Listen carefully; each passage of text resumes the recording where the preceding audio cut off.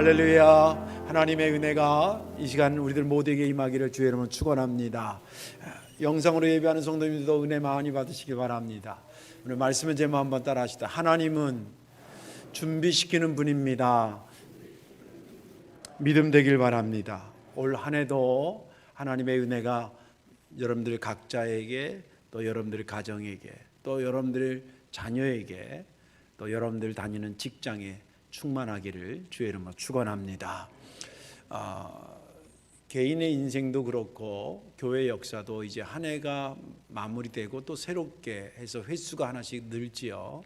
횟수가 는 것을 이제 우리가 의미 있게 보려면 그동안 이 횟수가 늘어온 과정들도 한번 돌이켜 볼 수도 있고, 또 이 새롭게 축적된 횟수를 더 의미 있게 희망적으로 그것을 풀어가야 될 어떤 그런 숙제들도 생각할 수가 있을 것입니다.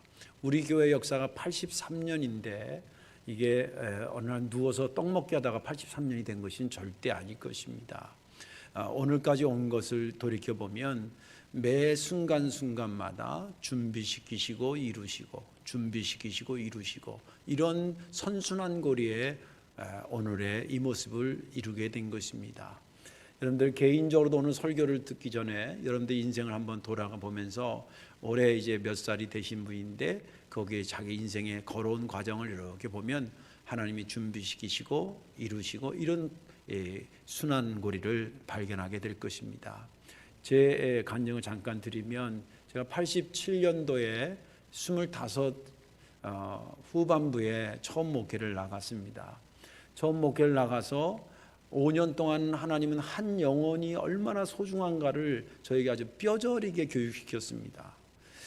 그걸 전 준비로 보는 것이 뭐냐면, 목회를 40년 한다, 30년 하는 것도 중요하지만 어떤 목회를 하느냐, 어떤 마음을 가지고 목회하느냐가 더 중요하지 않겠습니까? 목회라는 것은 하나님의 뜻을 받들어서 사람을 살려내는 거거든요. 그러니까 그것은 스킬이 중요한 게 아니에요. 어떤 방법론이 중요한 게 아니라 가장 거기서 핵심은 뭐냐면 그 한 영혼이 얼마나 소중한가를 아는 게 중요한 거라고 저는 생각합니다. 근데 그것을 하나님께서, 제가 그걸 배우러 가거나 그걸 준비하러 간 건 아닌데, 목회 처음에 하나님께서 저를 그렇게 준비시켰었습니다. 물론 학교에서 뭐 한 영혼이 소중하다 이런 거 다 배우고 그랬지만, 그거 한 영혼이 소중한 거는 책상 위에서 책으로 배울 수가 있는 게 아니에요.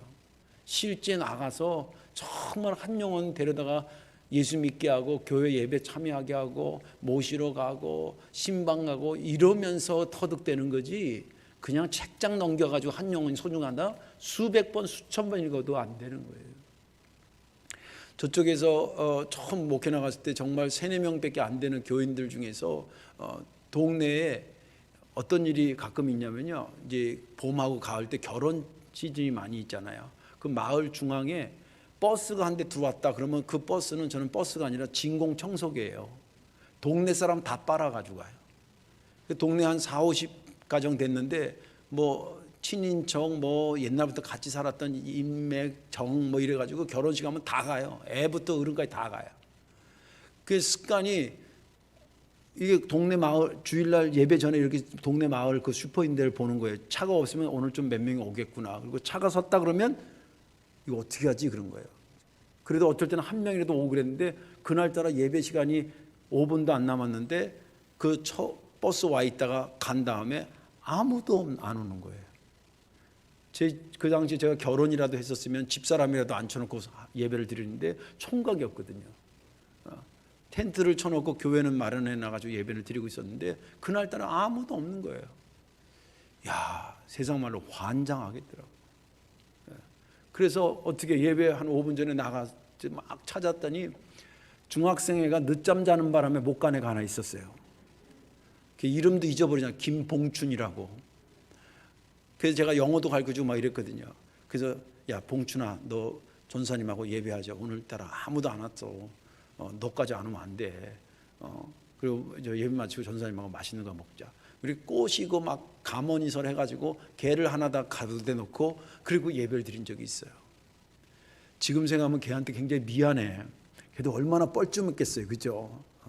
근데 아무튼 그러면서 하나님께서는 한 영혼이 소중하다는 걸 저한테 철저하게 교육시키셨어요. 그리고 화성으로 와가지고는 기도 훈련을 시켰어요.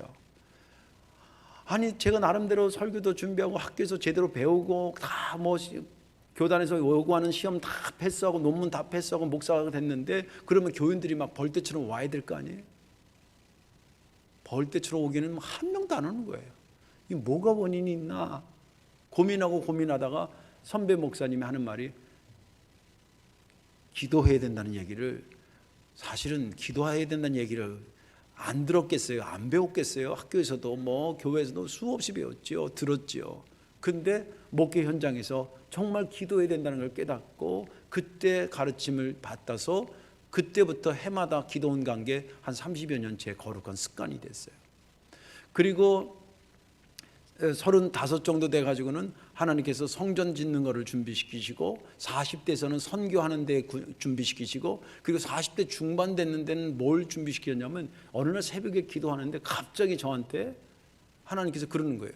야, 최영석 목사야, 너가 만약에 누가 교인이 와서 아니면 낯선 사람이 와서 목사님만의 것을 좀 보여주세요 라고 할 때, 네가 딱 보여줄 수 있는 너만의 것이 있냐?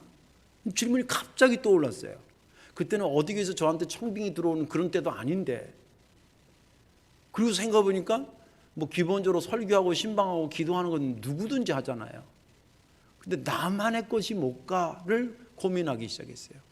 그전에도 물론 성서대학을 했지만, 성서대학을 특화시켜야 되겠다. 그래서 정말 열심히 가르쳤어요. 그러니까 가르치면서 나도 배우게 되고, 그런 배움의 연장선상에서 목회학 박사까지도 했어요. 그리고 50이 됐어요. 50이 되니까 듣도 보도 못한 성덕교회에서 청빙이 왔어요. 제가 저기 처음 와가지고 보니까, 여러분 말씀드렸죠. 골목 어떻게 들어왔더니 교회가 있는데, 골목 안에 세상에 이렇게 어마어마한 교회가 있을 거는 상상도 못했어요. 이런 교회 사이즈는 길가에 딱 있어야 돼요. 진짜예요. 골목 안에, 여기 뭐 제가 올 때만 해도 단독주택들이 있고 빌라 몇 개 있고, 이 안에 이렇게 세상에 1000평 되는 건물이 이렇게 돼 있을 거라고 상상도 못했어요. 그러면서 생각에, 이건 필시 지금을 위해서 있는 성전이 아니라고 생각이 들었어요. 이건 뭔가를 준비하기 위해서 하나님께서 미리 이렇게 세웠다는 생각이 퍼뜩 들었어요. 그때부터 지역이 복음화되기를 위해서 기도했고, 지역이 개발되고 발전되게 해달라고 기도했어요. 그리고 10년 가까이의 세월이 흘렀습니다. 여러분들 보시다시피 양쪽에 어마어마한 것들의 변화들이 들어오기 시작했습니다. 하나님은 그렇게 준비시키시는 하나님이십니다. 오늘 말씀에 특별히 은혜 받으시고, 올해 목표가 새 변화를 준비하는 해인데, 이 목표를 실천해 가는데 큰 힘이 되는 그런 말씀 되기를 주님의 이름으로 축원합니다. 오늘 본문에 있는 말씀은 여호수아에 있지만, 사실은 포커스는 여호수아에게 맞춰져 있지 않습니다. 이스라엘 역사에 가장 엄청난 변화를 일으키는 그 역사의 직전에 서 있는 본문의 말씀입니다. 그동안 하나님께서 아브라함부터 시작해서 모세 오경의 시대가 지났습니다. 그간에는 430년이라는 노예 생활도 있었고, 그리고 광야 생활이라는 척박한 40년 세월까지 흘렀습니다. 이제 마침내 요단강을 건너면 그토록 약속했던 그 약속의 땅에 들어가기 직전에 오늘 본문이 시작됐다는 것입니다. 모세 오경의 시대가 끝났다는 것은 시기적인 것도 있지만, 모세의 일생으로 보면 모세가 이제 느보산에서 죽게 됩니다. 그리고 이스라엘 백성들은 요단강 건너기 직전에 모여 있습니다. 하나님은 모세의 후계자로 여호수아를 찾아오셨습니다. 여호수아야, 이제 모세가 죽었다. 그러니 이 백성을 데리고 내가 모세에게 줄 거라고 약속했던 그 땅에 너희들이 들어가야 되니 네가 이 백성들을 인도해서 가라. 내가 모세에 약속했던 것처럼 너희들이 밟는 데마다 너희들의 땅이 될 것이다. 여호수아야, 너를 대적할 적군들이 없을 것이다. 왠지 아니? 내가 모세와 함께하고 그를 떠나지 않았던 것처럼 내가 너와 함께하고 너를 떠나지 않을 것이기 때문이다. 그러니 강하고 담대하라. 강하고 담대하라. 네가 누구냐? 너는 이 백성을 데리고 가서 그 땅을 점령하고 12지파에게 땅을 분배해 주어야 될 사람 아니냐? 극히 강하고 담대하라. 그것을 이루기 위해서, 하나님의 말씀을 지키기 위해서 강하고 담대한 마음을 가져라. 힘들다고 말씀을 포기하거나 좋을 때 말씀을 붙잡거나 그러지 말고, 힘들고 어려울 때 어떤 상황이든지 너는 하나님의 말씀을 네 입에서 떠나게 하지 마라. 말씀을 계속 읽어라. 그리고 그 말씀을 묵상해라. 그리고 그 말씀에서 얻어지는 힘을 가지고 하라는 대로 행동을 해라. 그래야만 네가 어디로 가든지 무슨 일을 당하든지 형통하게 될 것이다. 내가 명령하니 강하고 담대하라. 두려워하지 마라. 놀라지 마라. 내가 너와 함께 하기 때문이다. 이렇게 철저하게 하나님으로부터 준비함을 받은 여호수아가 용기를 가지고 자기 부하들을 부릅니다. 하나님께서 나에게 이렇게 말씀하시고 이렇게 나를 준비시키셨는데, 이제 여러분들이 백성들 사이에 진중에 가서 우리가 3일 안에 요단강을 건너 하나님이 약속한 땅에 마침내 들어갈 것이니 여러분들은 양식을 준비하고 신을 신고 들어갈 준비를, 만반의 준비를 하도록 공지하고 알리고 설득하라고 그들을 보냅니다. 그러면서 오늘 본문에 있는 말씀은 끝이 납니다. 저는 지난 주간에 이 본문을 보면서 하나님께서 철저하게 여호수아를 준비시키시고 그 준비된 여호수아가 또 철저하게 백성들을 준비하면서 약속의 땅에 들어가는 그 과정이 너무 은혜롭고 은혜의 선순환 거리처럼 보이면서 저에게 큰 감동이 됐습니다. 오늘 말씀 잘 들으시고 올 한 해를 성도교를 다니면서 함께 걸어가야 될 큰 방향을 제시하는 것이기 때문에 여러분들 은혜 받으시고 그 방향을 향해 가는 길을 찾기를 주님의 이름으로 축원합니다. 오늘 설교는 하나님은 대체 왜 그렇게 준비를 시키는 것까라는 하나와, 그리고 하나님은 무엇을 준비시키시는가에 대한 것을 함께 나누고자 합니다. 하나님은 왜 그렇게 준비시키시느냐? 그 이유는 사역의 철저한 완성을 위해서 그렇습니다. 사역의 철저한 완성을 위해서 그러신 겁니다. 오늘 본문에 보면 2절과 11절에 하나님이 준비시키시는 모습이 나옵니다. 2절에 2개가 나오고 11절에 1개가 나옵니다. 먼저 2절을 살펴보도록 하겠습니다. 2절, 내 종 모세가 죽었으니 이제 너는 이 모든 백성과 더불어 일어나 이 요단을 건너 내가 그들 곧 이스라엘 자손에게 주는 그 땅으로 가라. 이 본문을 묵상해 보면 여기 아까 말한 두 준비가 있는데, 하나는 하나님 스스로가 철저하게 준비했다는 내용이 나오고, 그리고 그 하나님께서 여호수아를 준비시킨 내용이 나옵니다.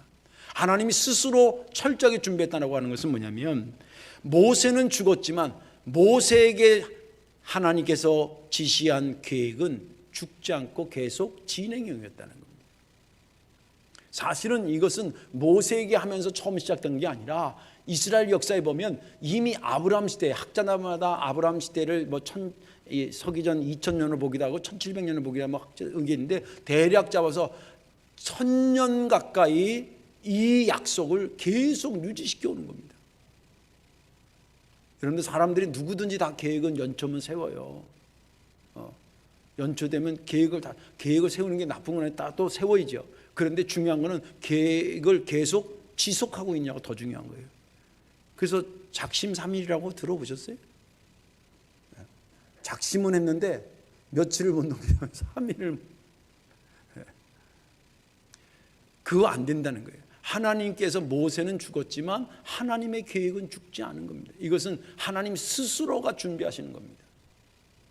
모세 때도 준비하셨던, 약속의 땅을 주기 위해서 모세 때도 준비하셨던 하나님이 모세가 죽었지만 지금도 그것을 계속 추진하고 있다는 거예요. 당신이 준비하는 겁니다. 또 한 가지 준비는 뭐냐면 여호수아를 준비시키는 겁니다. 여호수아가 갑자기 나타나는 아닙니다. 여호수아는 여러분 잘 알다시피 모세 오경 출애굽기에 보면 여러 번 등장합니다. 크게 한 두 가지만 얘기하면 12명의 정탐꾼을 보낼 때에 여호수아가 거기에 한 멤버로 갑니다. 그리고 긍정적 보고를 가져왔던 사람이 여호수아였습니다. 그리고 성막을 지어서 모세랑 같이 갔다가 모세가 바빠서 나오게 되면 그 성막을 끝까지 지키고 있었던 사람이 누구냐면 여호수아였습니다. 사실은 금방 등장한 것 같아도 이 여호수아는 짧게는 40년 동안 모세의 측근에서 모세의 수석 보좌관 역할을 하면서 40년 동안 훈련받았던 사람입니다. 오늘 1절에도 보면 뭐라고 표현되냐면 여호와의 종 모세가 죽은 후에 여호와께서 모세의 수종자 눈의 아들 여호수아라고, 수종자라고 하는 것은 뭐냐면 특급 보좌관을 얘기하는 거예요. 그래서 모세가 눈물 흘리는 것도 봤고, 모세가 백성들한테 선포하는 그 엄청난 카리스마를 가지고 복음을 증거하는 그런 모습도 봤고, 40일 동안 금식하려고 산에 올라가서 몸부림치는 것도 봤고, 그거 보면서 40년 동안 그는 이스라엘 백성들을 인도할 제2의 지도자로 40년 동안 훈련된, 철저하게 준비시켰던 것입니다. 이것이 2절에 담겨져 있고, 또 마지막 하나는 11절에 담겨져 있는데 11절은 이렇게 기록되어 있습니다. 진중에 두루다니며 그 백성에게 명령하여 이르기를 양식을 준비하라. 사흘 안에 너희가 이 요단을 건너 너희의 하나님 여호와께서 너희에게 주사 차지하게 하시는 땅을 차지하기 위하여 들어갈 것임이니라. 여기는 여호수아가 백성들을 준비시키는 게 나옵니다. 종합해 보면 하나님 스스로도 준비하시고 하나님이 여호수아를 준비하시고 여호수아가 백성을 준비하십니다. 왜 이렇게 준비하고 이 삼중 구조로 하나님께서 철저하게 준비하셨을까? 그렇게 준비하신 이유가 뭘까? 정말 그것이 그렇게 중요한 것까? 중요한 것입니다. 왜 그러냐면 그 사역이 뭐냐면 생명 살리는 것이기 때문에. 종합병원에서 한 사람이 수술 받은, 우리 교인들도 그런 게 있잖아요. 권사님 언제 수술해요? 아, 목사님 다음 주 화요일 날이에요. 근데 일찍 하시네. 예. 왜요? 아우, 검사할 게 많대요. 피 검사도 해야 되고 엑스레이도 찍어야 되고 MRI도 찍어야 되고요. 또 제가 이거 뭐 당뇨도 있는데 그거 뭐 해가지고 다른 내분비외과 의사하고도 얘기되고 또 어디 그 다른 의사 뭐, 그래서 그 사람 하나 수술하기 전에서 여러 검사를 하고 여러 의사들이 해서 그다 하는 말이 뭐래? 아유, 목사님 이러다 검사 받다 죽겠어요. 그래. 피를 막 몇 번 뽑아가니까. 그래서 제가 아유, 그래도 권사님 다 살리려고 하는 거니까 조금만 견디세요.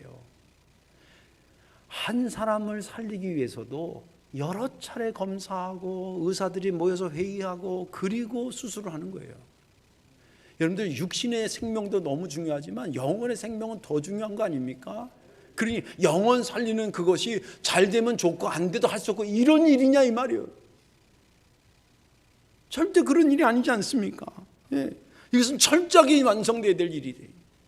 이스라엘 백성들을 오늘 본문 관점에서 본다면 여기서 추진하고 있는 하나님의 사역이라는 게 뭐냐면 430년 동안 종살이 하다가 나와서 광야에서 40년 하고 이제 그렇게 손꼽아 기다렸던 약속의 땅에 들어가는데 거기 그냥 허벌판이 아니거든요. 7 부족이 떡 버티고 있어. 들어가면 전쟁도 치러야 되고 여러 가지 했는데 그래도 들어갈 길을 밖에 없으니까 그거 가는데 가나안 땅에 들어가는데 들어가면 좋고 안 들어가도 할 수 없고 그런 일입니까? 자기들의 생사가 걸렸는데. 제가 여러 번 말씀드렸지만 우리나라 전쟁 나면 안 돼요. 진짜 전쟁 나면 안 돼요. 근데 전쟁 났다면 무조건 이겨야 돼요. 나도 나갈 거예요.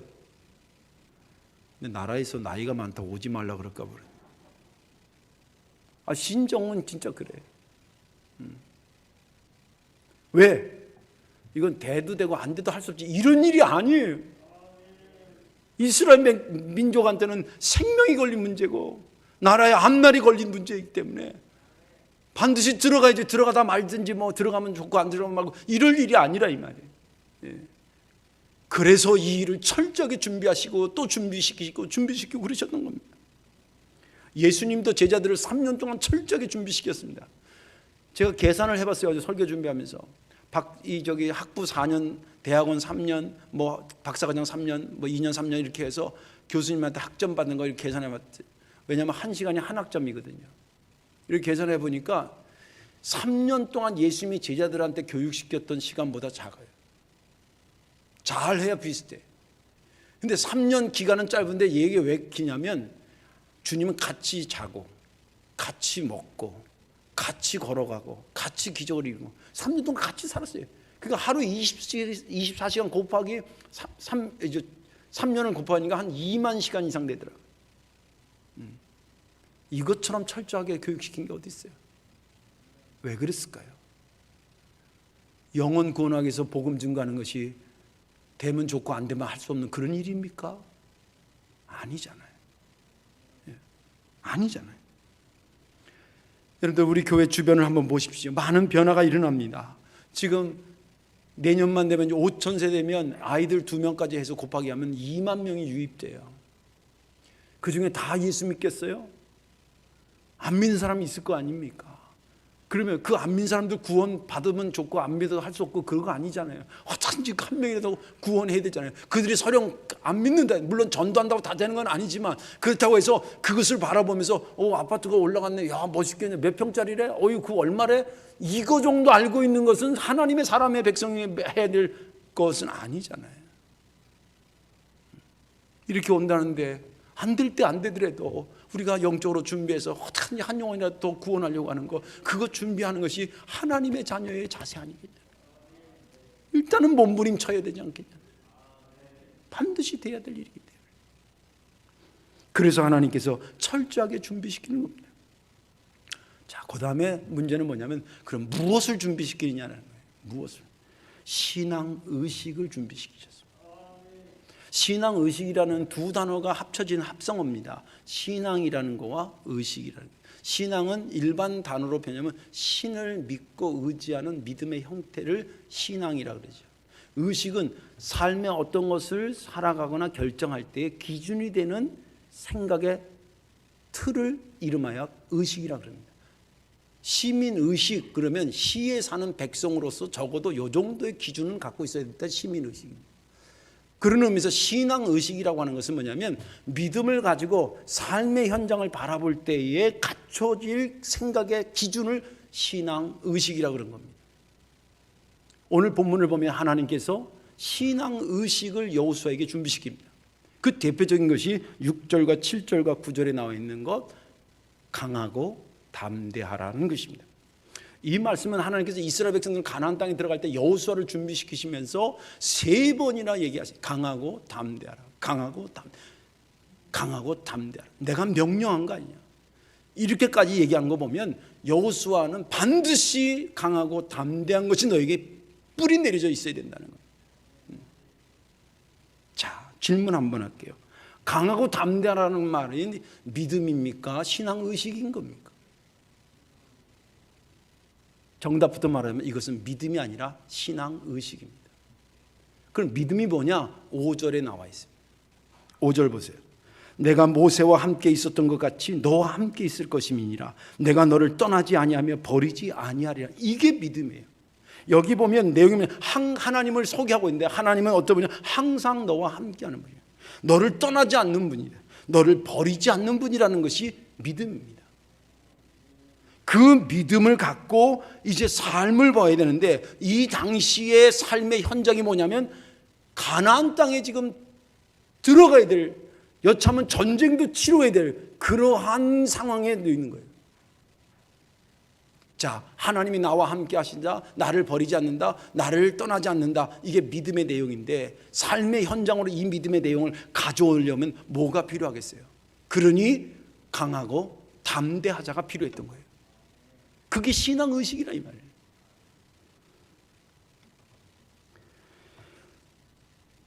초대교회 때도 믿음에 대한, 구원에 대한 믿음이 있었습니다. 뭐냐면 율법으로 구원받는 게 아니라 예수님을 믿으면 구원받는 거구나. 엄청난 새로운 사실을 알게 됐습니다. 이게 믿음의 내용입니다.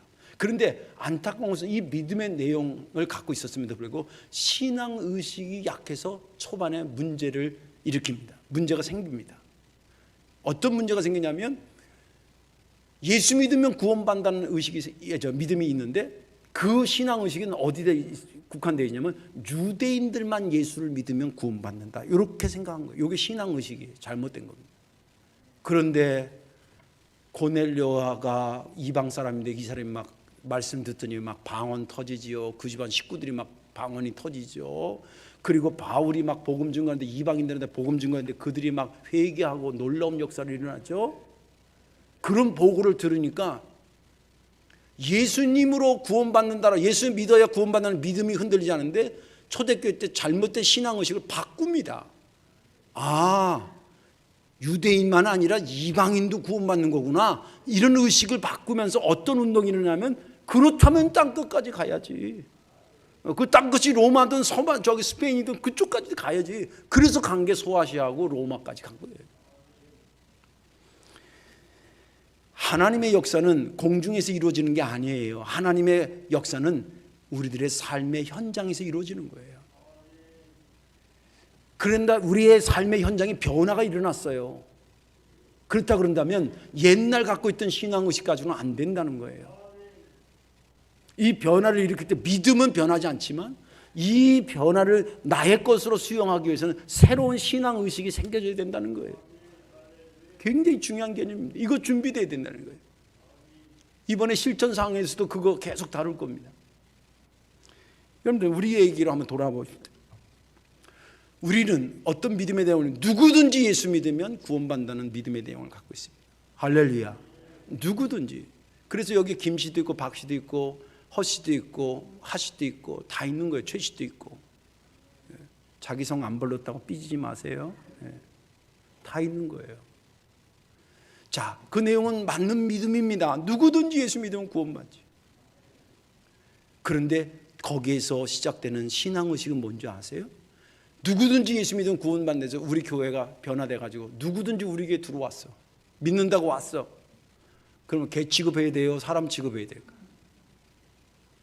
버선발로 나가서 환영해야 될까요? 왜? 누구든지 예수 믿으면 구원받는다 그러고 그 믿음의 내용이 신앙의식으로 누구든지 오면 환영해야 된다라고 바뀌어야 된다는 거예요. 또 누구든지 예수 믿으면 구원받는다는 믿음의 내용을 갖고 있기 때문에 이 지역에 누구든지 어마어마한 사람들이 오니 내가 누구든지에게도 복음을 증거해야 되겠다, 그런 생각으로 바뀌어야 된다는 거예요. 이것이 우리에게 굉장히 필요한 거예요. 교회 역사가, 우리 교회가 반드시 그렇다는 게 아니에요. 우리 교회도 그런 리스크가 있다는 거예요. 보세요. 교회 역사가 오래된 것은 전통이 있고 장점이 굉장히 많습니다. 정말이에요. 그러나 그 리스크가, 위험 요소는 뭐냐면, 그러기 때문에 텃세가 셀 수 있어요. 새로운 사람이 들어오지 못해. 그러면 안 되는 거예요. 여러분들이 저를 최강렬 목사님 후임으로 해서 최강렬 목사님 섬겼던 것처럼 저를 잘 섬겨주신 것처럼 그 패턴으로 누구든지 우리 교회 오면 정말 오래 알았던 권사님, 물론 인간적으로 이게 얼른 쉽지 않죠. 그죠? 낯섰는데 어떻게 금방 정이 가겠어요. 그래서 신앙의식이 필요하다는 거예요. 누구든지 구원받기를 주님이 원한다는데 그 믿음을 갖고 있으면 누구든지 오면 옛날 온 사람, 반가운 사람, 이런 사람처럼 맞이하고 그를 품에 안고 위에서 기도하고 내가 누구든지 전도해야 되겠다, 그런 의식이 우리 속에 있어야 된다는 것입니다. 주님은 이것을 우리에게 준비시키고 있는 것입니다. 제가 목회하면서 보니까 믿음 자체에 문제가 생기는 경우는 이단에 빠진 몇몇 사람 외에는 대부분의 교인들은 믿음은 건강하고요, 믿음은 성경적이에요.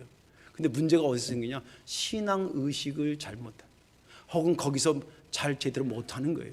이게 준비가 안 돼서 문제가 많이 생겨요. 믿음의 문제가 아니라 신앙의식을 문제하는 것입니다. 주님은 그 부분을 아마 우리에게 준비시키실 것입니다. 거기에 따라가는 저와 여러분들 되시기를 주의 이름으로 축원합니다. 말씀을 정리하겠습니다. 저는 요즘 새벽에 기도할 때마다 내가 여호수아가 된 듯한 착각에 빠질 때가 있습니다. 여호수아의 심정이 그대로 읽혀져요. 두 가지 관점이, 하나는 설레했겠다. 얼마나 좋았을까 세상에. 이제 강만 건너면 약속의 땅에 들어가는데 얼마나 기뻤을까. 저도 그토록 이 지역이 개발되고 발전되게 해달라고 기도했는데 이렇게 마을이 발전되니 이거 정말 설레요. 진짜예요. 설렙니다. 저도 이제 목회가 한 10몇 년밖에 안 남았어요. 참고로 올해 제가 60이 됐답니다. 이제 뭐 한 10년 하면 저도, 근데 그 하나님 10년을 이렇게 불태우라고 준비시키는 거 아니겠나 하는 생각이 들어요. 막 설레요. 그런데 또 한 가지 여호수아와 마음이 통하는 건 뭐냐면, 여호수아가 그렇게 설레인 것만 있었던 게 아닙니다. 자, 이 백성들, 어마어마한 백성들 데리고 요단강을 다 넘어가야죠. 쉽지 않을 거예요. 요단강 넘어가야죠. 또 가면 이랬든 저랬든 땅을 차지하기 위해서 여러 부족들하고 다툼이 있을 것 같죠. 그런 걱정. 또 그 땅을 서령 다 이제 들어갔는데 12지파한테 땅을 분배하는데 실제 그런 게 조금 있었어요. 왜 우리는 여기 지파, 우리는 이 땅 주냐, 왜 저기가 좋은 거 아니냐, 뭐 이런 거였는데 별 탈 없이, 그래도 별 탈 없이 하긴 했지만 그런 분위기가 아주 없진 않았거든요. 나중에 여호수아 연구해 보면 그렇게 나와요. 예. 그때 참 무리 없이 12지파를 다 분배해가지고, 우리나라로 말하면 뭐 어느 지파는 서울 지역, 어느 지파는 저 강원도 지역, 뭐 이럴 수 있죠. 우리는 왜 강원도 저 산골에다 집어넣냐고, 이런 지파 막 이러면 안 되잖아요. 이런 거 어떻게 할까, 막 이런 고민이 있어요. 저 역시 마찬가지예요. 이렇게 변화가 새롭게 오는데 어떻게 전도할까, 이런 고민도 있고요. 또 거기에 맞춰서 나는 설교를 어떻게 더 연구할까, 그런 걱정도 있고요. 그리고 또 한 가지는 그렇게 새 가족들이 오는데 우리 교인들하고 잘 화합해서 그들이 믿음의 뿌리를 잘 내리고 정말 그렇게 성장해야 되는데, 이런 생각도 막 걱정스럽게 드는 거예요. 장담코 그다음 제가 여러분들에게 예언하듯이 말하지만, 이 새 변화를 우리가 잘 준비해서 끌어올리면요, 성도교 역사에 가장 부흥의 때가 오게 될 줄을 믿습니다. 그러면서 얻어진 것은 여호수아가 그래도 역사의 주인공이 되고 이스라엘 백성들 역사의 주인공을 보면 그 설렘과 고민 속에 있어서만이 아니라 그것을 보면서 미리 준비시킨 하나님의 준비함을 따라갔다는 것입니다. 저도 그렇고 여러분들도 그렇고 이 변화 속에서 설렘도 있고 걱정스러운 것도 있지만, 이것이 하나의 역사의 축이 된다 그러면 하나님이 준비시키는 대로 잘 따라오자는 거예요.